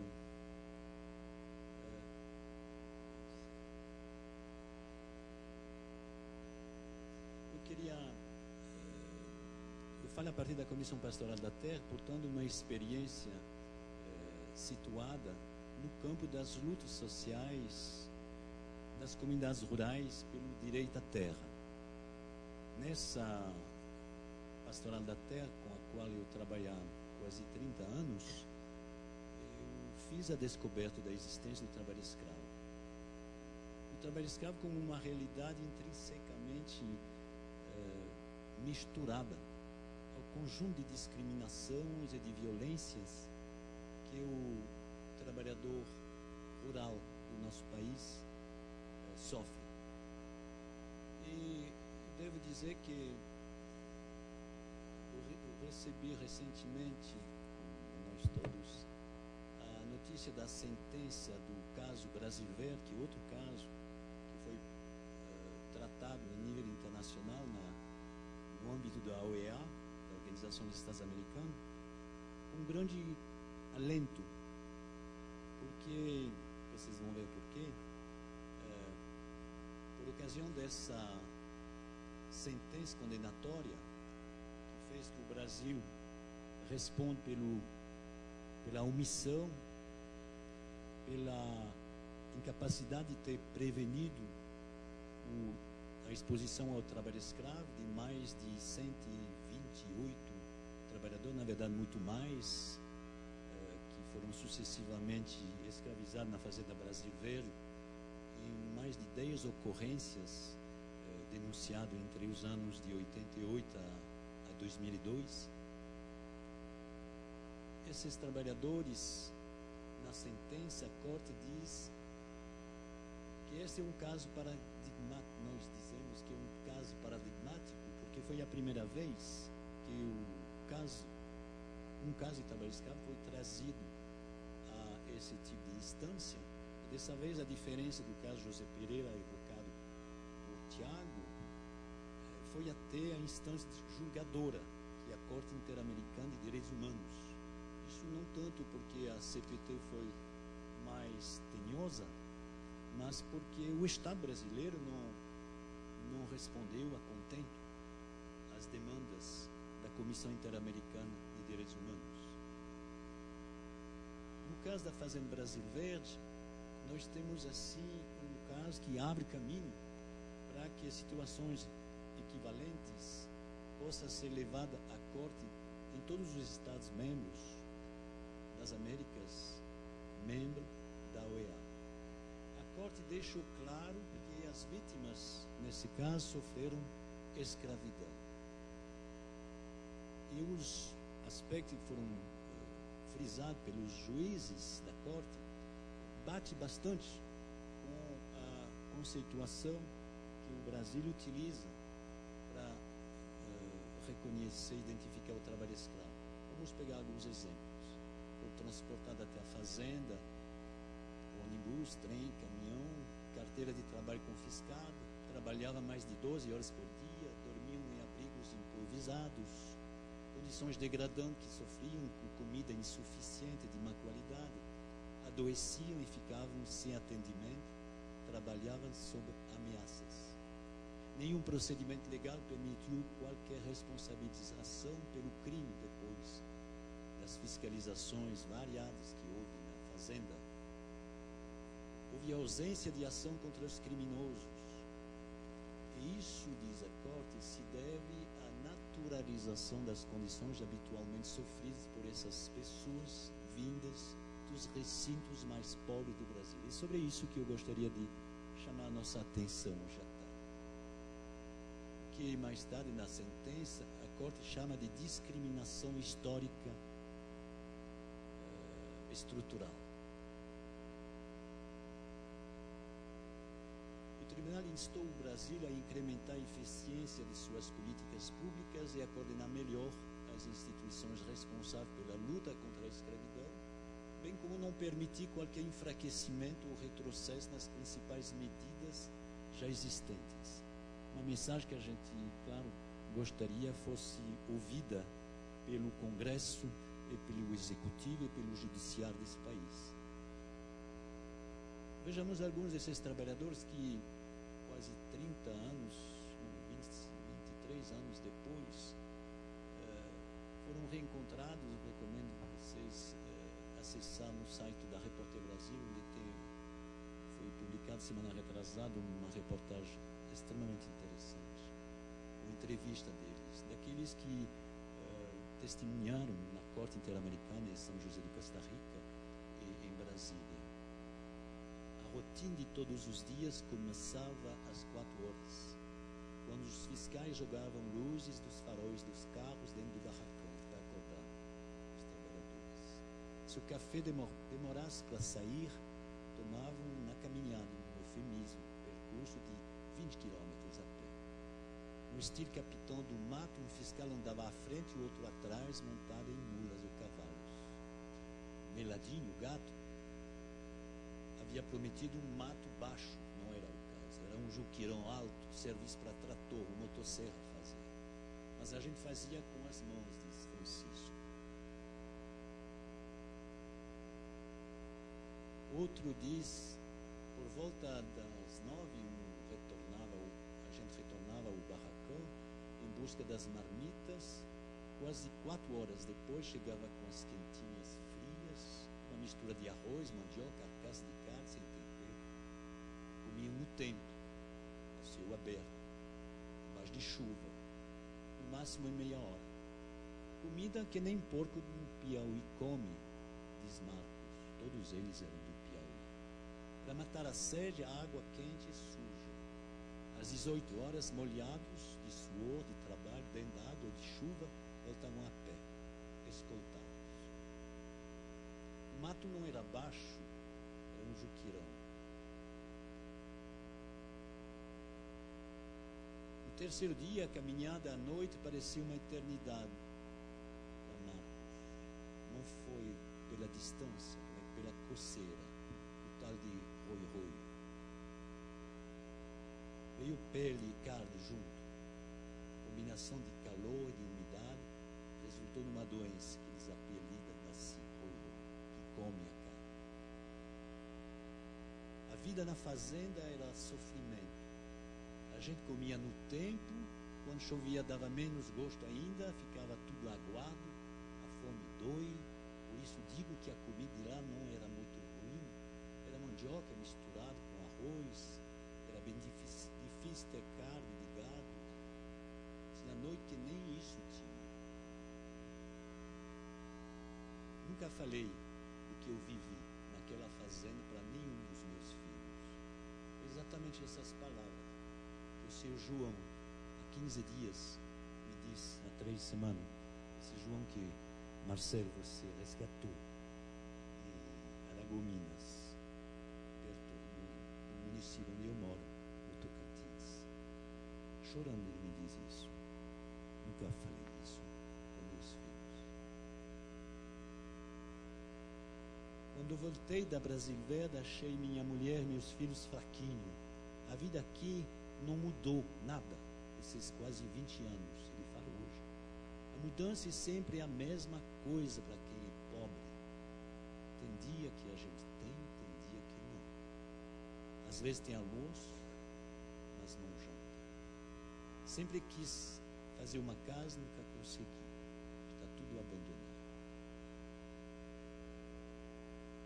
Enfim, eu passo, para não ter mais tempo, a Corte diz que tudo isso aconteceu no marco de uma situação de discriminação estrutural histórica, em razão da posição econômica ocupada pelas pessoas vitimadas, por conta de práticas tão recorrentes e conhecidas que chegam a ser consideradas como normais, embora sejam uma expressão de uma pobreza estrutural, que nada mais é senão o produto do alijamento de populações inteiras em relação aos seus direitos e às ações do Estado, e da omissão deste mesmo Estado em oferecer e executar políticas públicas que pudessem reverter essa situação. Segundo os dados do Smart Lab da UIT, lançado esses dias, da UIT e do MPT, está confirmado que 91% dos trabalhadores egressos da escravidão moderna nos últimos 14 anos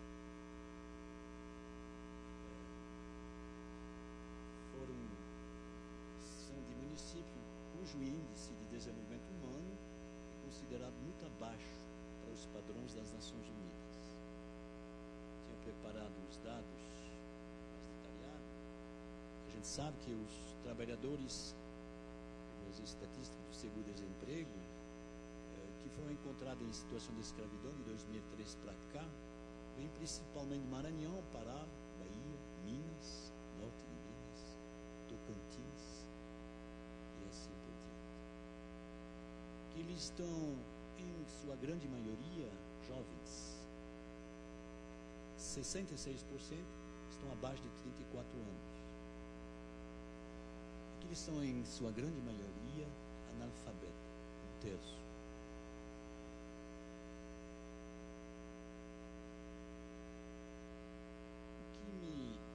Inspirou espanto 15 anos atrás foi certa vez eu viajando a bordo da TAM, lendo na revista de bordo mais uma história vangloriando o heroísmo do fundador, o comandante Rolim, e descobri que esse texto nada mais nada menos era que a descrição de Rolim prestando serviço ao sistema da escravidão moderna, pegando seu avião pequeno, Cessna, trabalhador na Belém, Brasília, possivelmente na altura de Araguaína, e levando-os até Mato Grosso, transportava não só os patrões, como os trabalhadores para as frentes que abriam clarões na mata fechada, onde seria plantado capim. Era um serviço arriscado, voava da sede da Codiara até na beira do Araguaia até a rodovia Belém-Brasília, ia encontrar os gatos, aliciador de mão de obra no agreste nordestino, e os trazia para as áreas pioneiras da Amazônia. Famélicos, tinha a metade do peso de um passageiro americano, não possuíam bagagem. Colocava 10 a 12 passageiros num avião teoricamente previsto para levar menos da metade. Andava com revólver. Esse que fez sua acumulação primitiva no sistema da escravidão e resultou na Latam. Essa naturalização é justamente o problema principal, me parece, que nós estamos de novo confrontados hoje.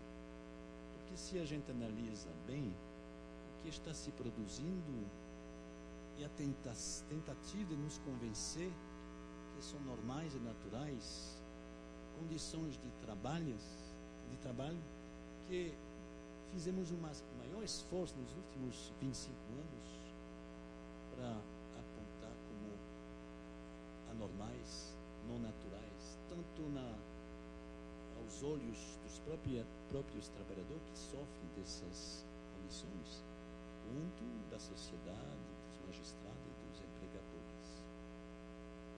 Nós estamos, na verdade, no esforço agora de normalização, de naturalização da degradância.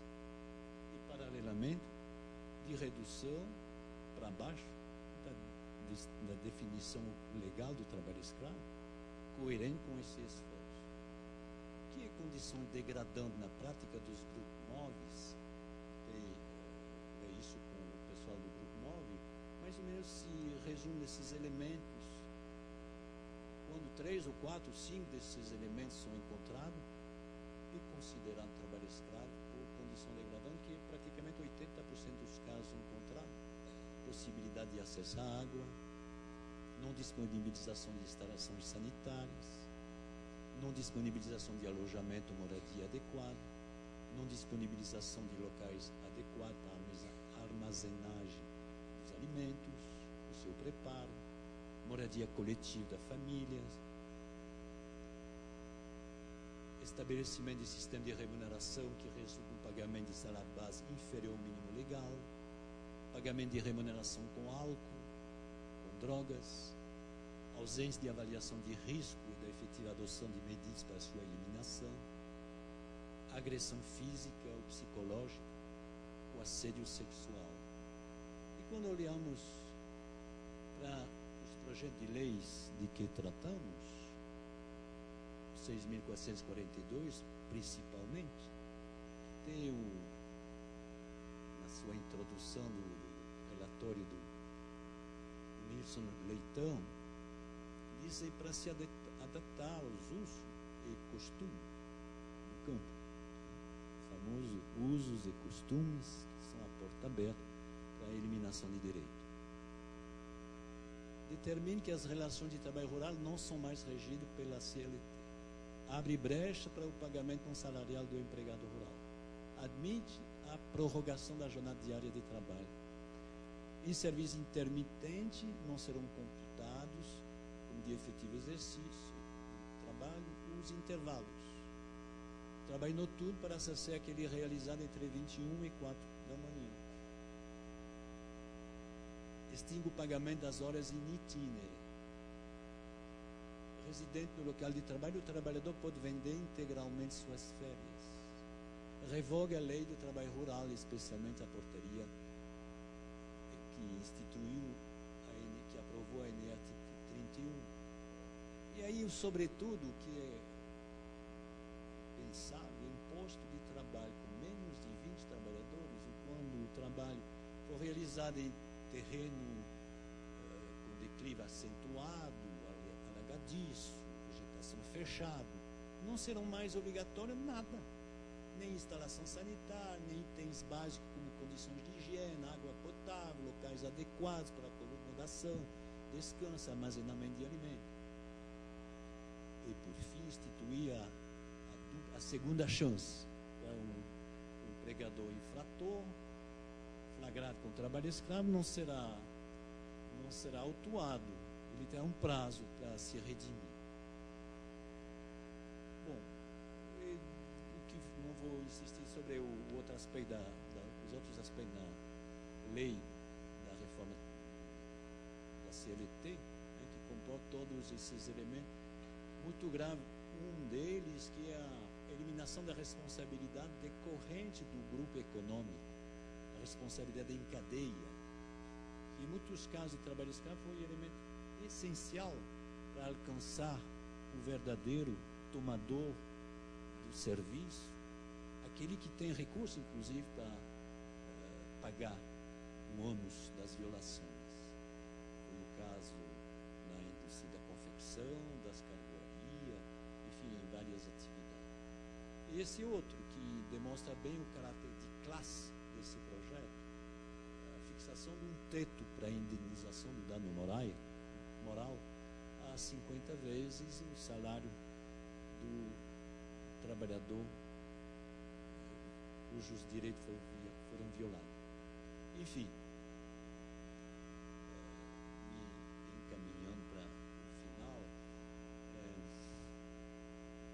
na realidade eu gostaria de terminar talvez por uma pequena meditação, chamamos assim, que eu tomo emprestada a doutora Raquel Dodge, do Ministério Público Federal.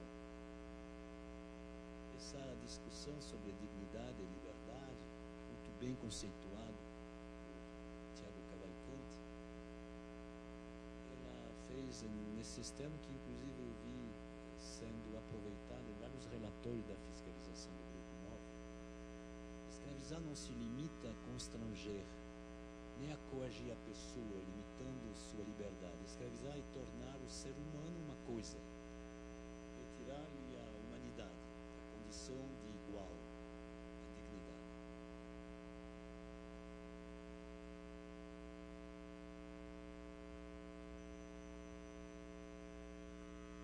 A redução à condição análoga de escravo atinge a liberdade do ser humano em sua acessão mais essencial, também mais abrangente, a de poder ser.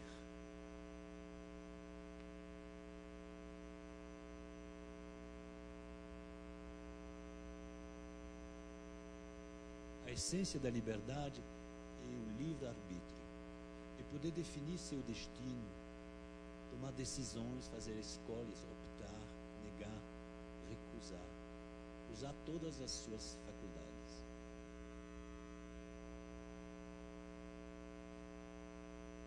O escravo perde o domínio sobre si porque há outro que decide por ele. A negativa do salário e a desnutrição calculada no contexto da supressão da liberdade de escolha são sinais desta atitude.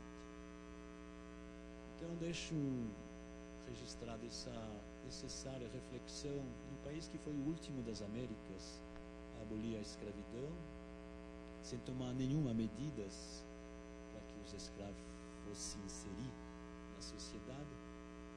Nós continuamos com essa discriminação estrutural, histórica. O escravo brasileiro, ele tem cor, ele tem raça. E muitas vezes falamos do Brasil como um país da harmonia. Estamos realmente fechando os olhos para não ver. Então, abramos